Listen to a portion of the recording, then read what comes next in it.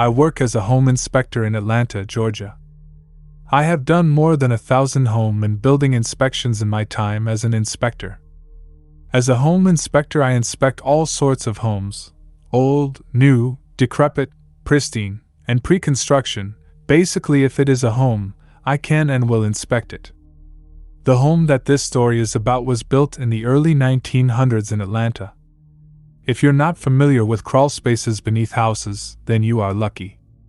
A crawl space is an area under the house that is just dirt, used for things such as storage or placing the water heater or HVAC units.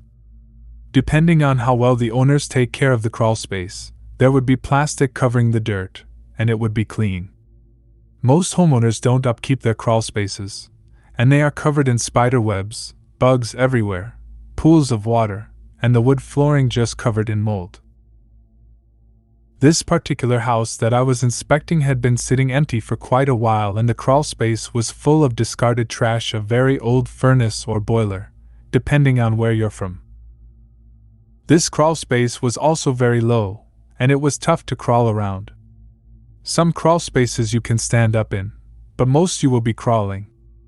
I was talking to my clients, and they were asking me to check specific things in the crawl space. After they finished, I began to squeeze myself into the fairly small entrance. I was wearing my headlamp, a mask to keep my breathing clean, and what I call a crawl space suit, which is just like a mechanic's jumpsuit. About 6 minutes of crawling around and taking photos and avoiding pools of water, my headlamp goes out. One of the fears I have while crawling around under these old houses is that the house will shift and pin me under it, and I will be trapped.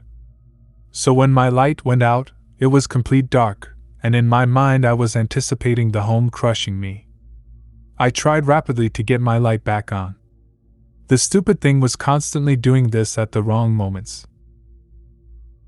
Over my time doing inspections, I have found a lot of things in weird places: old soda cans, old shoes, clothing, signs. Most of it is pretty cool, and sometimes people will let me have things.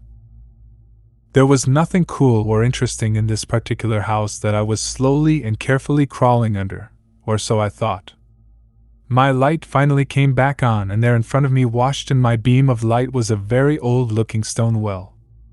I could have sworn that was not there before. This was a small house, and usually the size of the house directly reflects the size of the crawl space. I could see the entire crawl space from any area. It was surprising that I missed this. I consider myself an explorer, and before I could take a photo of the well, I heard a voice. It said, "Help me." It was very ghostly and faint, and the person sounded very tired. I thought I was just hearing things when I heard, "Help me, I'm in the well. Please." I began rapidly crawling towards the well. The area around the well had enough clearance for me to stand on my knees. I glance over the edge of the well while balancing myself with my hands on the cold, damp stone wall of the well. My light shines down the well that has about 15 feet deep and only 1 foot of water in there. Sitting at the bottom of this well is a dark-haired boy in what looks like old-timey pajamas, clutching a soaking wet stuffed animal. I couldn't tell what kind of animal it was, it looked so deteriorated. I gasped and said, "How do you get down there?" All he replied was, "Help me, please." I yelled that I will be right back. I threw him my headlamp and used my inspection phone for light to crawl out of there. When I finally squeezed out of the small entrance, the clients saw me and chuckled at my filthy appearance, and asked me how it looked under there. I yelled at them to call 911 and that there is a boy in the well under there.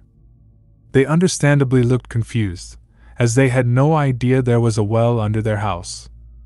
They began to dial, and I ran to my work truck to get my rope. I always have rope with ever since I saw that movie, Boondock Saints, and one of the guys says that you can never have too much rope.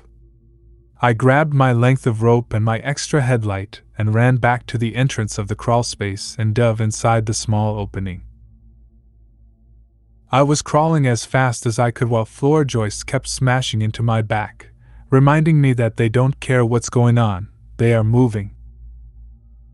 Not only that, but I can hear sirens in the distance, hopefully heading to us. As I said, wherever you are in this crawl space, you can see every area. But what I didn't realize is that all my aggressive crawling has kicked up so much dirt in the space that I cannot even see a foot in front of me. I cannot see where the well is. I call out, "Hey! Where are you? Hello?"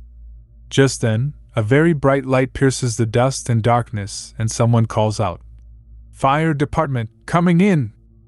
3 firefighters crawl over to me with all sort of rescue equipment, asking me where the boy is. I tell them he's in the well. Now 4 people are kicking up dust. We start making careful movements so that the dust can settle. Once it settled enough, we all frantically looked for the well. We could see every area in this crawl space, and there was no well.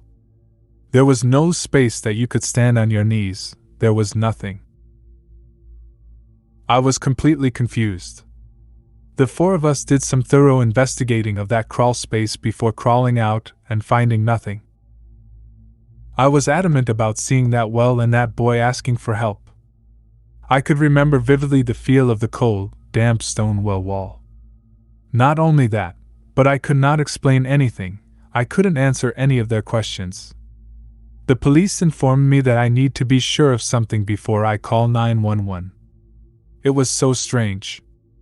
This was my first paranormal experience, and now I know how others feel and what the true definition of eerie is. Now, every time I enter into a building for an inspection, I apologize to anything that may be there for invading their space, and that I will leave shortly. I haven't seen anything since that day, and I hope whoever that was at the bottom of that well finds peace. Maybe all he wanted was my headlamp. I never found it after I tossed it down to him. Check out these other stories. Thank you for watching. Take care.